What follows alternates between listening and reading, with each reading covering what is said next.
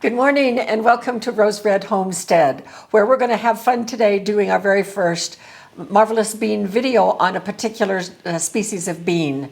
We're going to be working with Great Northern today.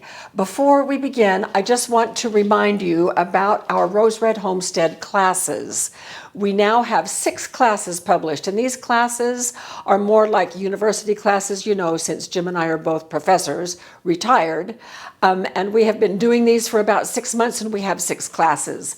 So these last just about an hour, a little less, little more, and take you in much greater detail than our regular videos do. So we have one on apple pie from scratch, success with biscuits, basic menu planning, making and preserving cream soups, safely adjusting tested recipes, and sprouting wheat for flour and bread.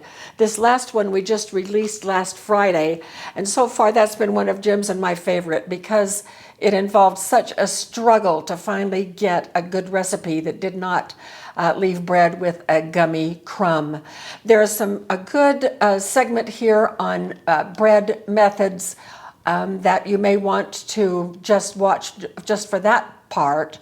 It's called Pam's Bread Method, and it is a very simple way. I'm going to be demonstrating part of that today. And it is great, especially if we're going to ever have to do bread off-grid. So anyway, today we're going to delve into Great Northern beans just a little bit, and I've had a great time reading about Great Northern. Oh my goodness, Great Northerns have so many proponents that just think it's the best bean on earth. And I have prepared a handout for you, and the handout has just a little blurb at the top, and then it has the 2 recipes that we're going to be doing today. So we're going to try to fit all of that into our regular length of video, which is around 20 minutes. And so you'll probably need to rely on this quite a bit because I'm not going to go into a lot of detail on some things. Where do you go to get this handout? The handout is found on our website. Once you get to our website, I'm putting the website link right here. Once you get to our website, in the very top menu, there is a recipe link. Click on that recipe link and scroll down to the bottom of that page. There is a brand new section called Marvelous Beans. And I am moving our bean fundamental handout from a previous video along with this handout and every one of the other 12 or 15 handouts that we're going to have as we continue with this sequence. So today, just a couple things about Great Northern. They have about 115 calories plus 8 grams of fiber per half a cup serving. Now they're a little heavy on the carbs, but it's complex carbs, which take a longer time to digest and are very good for us. So bean nutrition is excellent. And that is one reason why we are doing this. It is that beans are a great substitute for meat if meat becomes harder for us to get. So we're really focusing hard in on beans. And as I mentioned before, I grew up with Mother doing beans all the time. 2 recipes, ham and beans and chili. We're going to greatly expand that repertoire. And today we are going to do a takeoff on the ham and beans, but we're also going to do something else that I've done for the first time as a trial at preparing for this video. And that is we're going to do a little baking with bean puree. One of the articles that I read said that these Great Northern beans cook up to be so creamy and so smooth that they are great for using in baking. So we're going to make some bean bread. And let me tell you, the loaf that I made trying out a recipe, and I found a recipe and converted it a little bit to the things that I think would work a little bit better. It was wonderful bread. Didn't you think so, Jim? Yes, it was great. So he's such a fan. All right, so we're starting off our bean recipe today with 4 cups of the dry beans, which I have soaked overnight. And the yield on this was just almost 10 cups of soaked beans. So I'm going to now drain them and rinse them.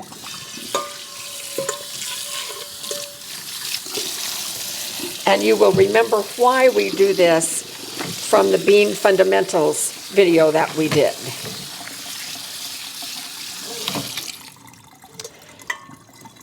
This is the pan I'm going to end up cooking the beans in, but right now I'm just drying it off on the inside. I'm going to take it over to the stove and I'm going to add a tablespoon of olive oil. Here is 1 large onion, and here's about, maybe 3/4 of a pound of cubed ham. I'm just going to pan fry those a little bit. I want the onions. It will add some flavor if I pre-cook these. And then I have this very meaty ham hock. So I'm using the ham hock and some of our leftover ham. So we'll come back after I have cooked those things, and then we'll put the rest of the recipe together. So these are just stir-fried a little bit with a little tiny bit of oil. The onions are golden. The ham has crispy sides on part of it, so that's good. We've got some good flavor going here. Now you're going to want about a pound of pork, and it should be cured, smoked like ham or bacon or a ham hock. So I'm going to be putting the ham hock in right now. We may be doing overkill a little bit on the meat with this one, but that is okay because Jim is a meat eater. So now I'm going to add the beans, and these are the rinsed beans. They have not been cooked.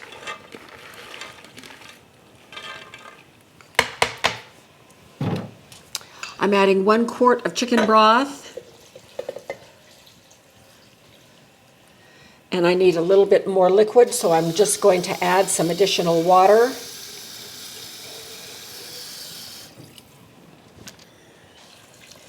And I want the liquid just about to the level of the beans. We'll be losing liquid throughout the cooking process, so I'm going to be watching and making sure that we don't lose too much liquid. Now, in addition to that, I'm putting in 1 can of Rotel tomatoes and green chilies. This is the mild version. I think they have medium and hot. So that's going in.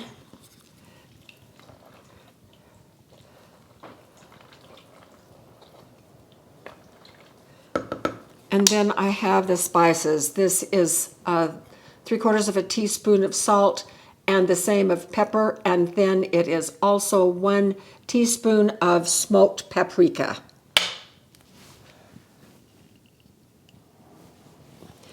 We want these to have a smoky taste. Now, in your recipe, it says an optional addition is liquid smoke, a teaspoon of liquid smoke. I'm going to hold off on that because I want to do some taste testing before I decide whether or not it needs a more smoky taste. So this is ready to go on the stove now and to simmer, and it does not need to do a hard boil. It just needs to simmer gently. The Great Northern bean is a little bit softer than some other beans, and so we don't want them turning to mush. So I'm just going to gently simmer, and it's probably going to take a couple of hours. So we'll check on it periodically, and then I'm going to get this going, and we'll be back, and we'll start our bread. All right, here we go with the bread. I am so excited to show you this bread. I had no idea that you could use beans in bread. I guess I've lived a sheltered life because I know a lot of you already know that. But oh my goodness, it is a moist and soft bread. It was even softer than our brioche that we made for the sprouted flour class that we just did recently. I have in this bowl the dry ingredients, which is 3 cups of flour, 1.5 teaspoons of yeast, a teaspoon of salt, and a tablespoon of sugar. And I have mixed those all around. To that, because this is an herbed bread, and I'm really pleased to show you, these are our chives. They die back every winter, but they come back early in the spring. And so to the dry ingredients, I'm adding this many of our chives that I just cut from our herb garden this morning. But to see the first evidence of a new growing season is always so exciting. Mix those in a little bit so they'll get coated with flour. On your handout, I have 3 different links.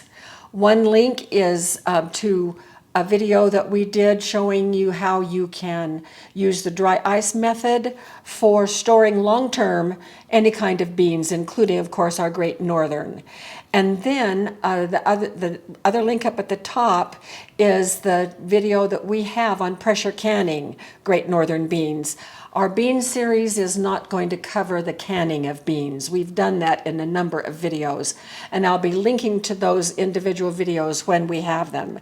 And then down at the bottom is the link to our class on sprouting wheat for flour and bread. And about halfway through that is a very detailed demonstration of Pam's bread method, which I'm going to use today, but I just won't be going into all of that detail. This is a quart of our home canned Great Northern beans, and these were canned in 2019. Now I'm going to spoon out, trying to be careful here, and I need a cup of these beans. Maybe just a few more. Now I'm going to put these beans in my food processor along with 1 cup of water and a couple of tablespoons of softened ghee. So you can use butter or ghee if you have ghee.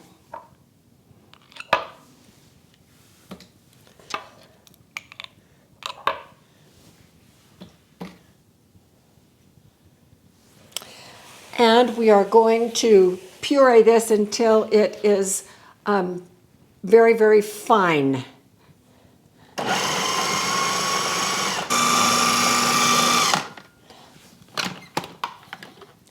And then before it has time to settle, get this over in the sink. We are going to add the whole thing to our dry mixture here. Now we're just going to stir. What we want to have happen with this step is we want the flour to be completely picked up by the liquid. And it may be that we will need to add some more liquid, and I think we're going to have to. We want a very soft dough that easily picks up all the flour in the bowl. So that's getting a little too stiff. So I'm going to add the water just a little bit at a time, a couple of tablespoons, until we get complete pickup. That may have done it, and I think it did.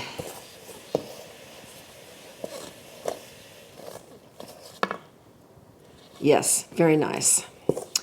All right, now, once the flour has been completely picked up and we have a soft dough, now we start what I'm calling my method. And there's nothing secret or sacred about my method. This is just something that we developed particularly for the sprouted flour recipes that we were using. And in those recipes, you don't ever add extra flour. In this recipe, it's just fine to add a little bit of extra flour if needed. Now I'm going to flour my hands. If we were using sprouted flour, I would only use water on my hands, but this is a different recipe. So I'm going to now do what is called a mix using the caterpillar method, which means that I'm going to be mixing all of the ingredients by pinching in caterpillar segments and then folding over. So pinch, and I'm going to do this about 4 times. Fold over, pinch, fold over. Last time.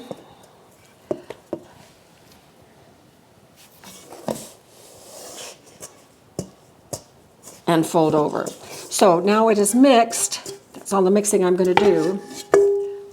And now I'm going to start what is called the stretch and fold. Normally, after it's mixed, we would just leave this dough alone in a grease bowl and let it rise for however long it's going to rise for what is called the bulk fermentation. With this method is an easy method if you do not have a stand mixer. You can always do this in a stand mixer if you prefer. But this I can do with a bowl and a wooden spoon and about 5 minutes worth of my time, and so it makes it really easy. So what we're going to do now is we're going to stretch and fold this dough 4 times. So here's 1, and then I'm going to turn it 90 degrees, 2, and notice that it's coming apart, and that's just fine. And then 90 degrees, 3, and 4. And then I'm going to roll it up in this ball.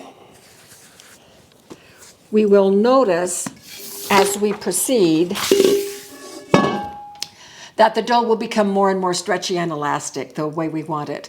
Now, the complete stretch and fold segment is 15 minutes. I did about 15 seconds worth of stretching and folding right there, and now we're going to do 15 minutes. Hey Siri, set timer for 15 minutes. It is set. He was silent. So after 15 minutes, we're going to repeat this, and we're going to then do a total of 4 of these 15-minute stretch and folds. So it will take us about an hour. And this takes the place of the first rise or the bulk fermentation. 15 minutes is complete for the first stretch and fold. So you may have noticed that I have 4 little magnets up here right now. This is to help keep track of how many of these that I've done, because I don't just sit around and watch this. I get busy and then I forget. So here's number 1 I'm putting right over here, and we are going to check it out. So you can see that it's rising a little bit, and we're now going to do the next stretch and fold. There's the timer, so I'm just going to hit repeat because we're going to do this again. And so stretch, notice how stretchy it was that time. It did not break apart.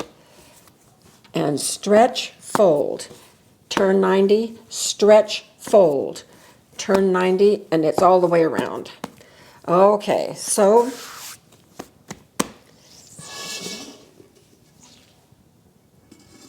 there we go, another 15 minutes. All right, we've just completed our second stretch and fold.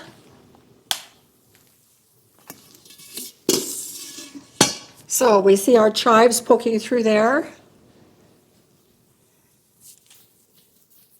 This bread is really soft, which is nice. Okay, here's 1, and turn, 2, and turn, 3, and turn, 4, and turn. It gets progressively more difficult on those turns.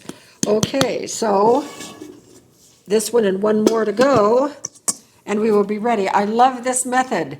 I don't have to use my stand mixer on knead, because that's what I'm doing while it is also developing the gluten. Gluten is going to develop without being in a stand mixer for 8 minutes, or without us against our countertops doing the old way we used to knead all the time.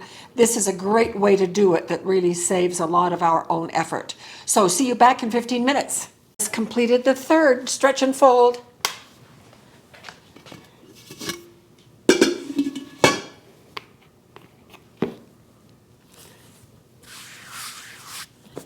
Okay, here's once,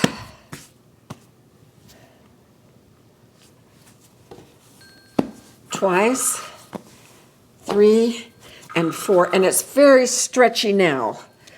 Okay, so we just have 1 more to go, and then we shape. So see you back here, and we'll do the shaping. Well, our beans are boiling on the back burner, and they're getting to be delicious. Jim and I have just voted to add the liquid smoke to it. Here is the last of our magnets, meaning that we are now finished with the stretch and fold segment. And it is time to shape this bread. So I'm going to knock the gas out of it. All right, we're going to roll this.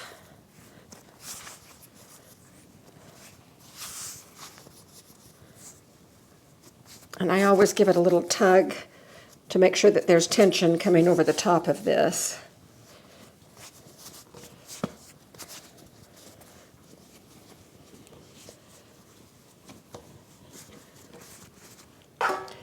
This is a 5x9 pan. seam side down, and then I knock it down some more in the pan, making sure that it goes into all four corners. Covering it with a plastic bag, and once it crowns about an inch, we will be back to put it in the oven. This beautiful loaf of bread. I was going to bring you back when it had crowned an inch, but Jim had to run an errand really quickly and didn't get back in time. So this is just out of the oven. Check the underside. Oh my gosh, so beautiful, beautiful, beautiful. And now I'm going to go get our beans. I didn't want it too soupy. I have taken all of the meat off of the ham hock. These beans are fantastic.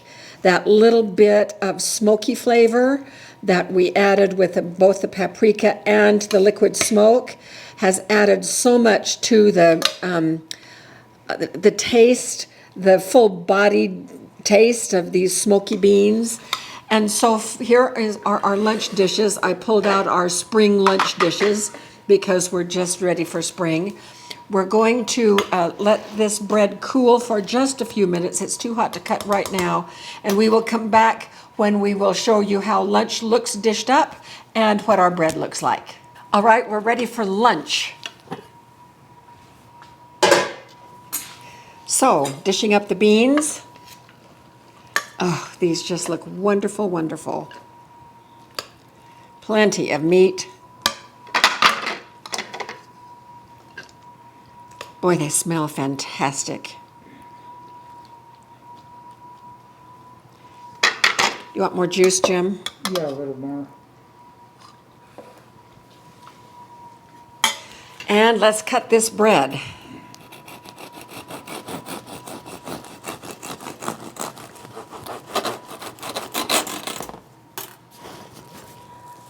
Oh my gosh, look at that. It is fantastic, fantastic. So I'm just going to put a half of this. We both like the heel. So here's one for Jim and here's one for me. I'm just going to take a quick taste.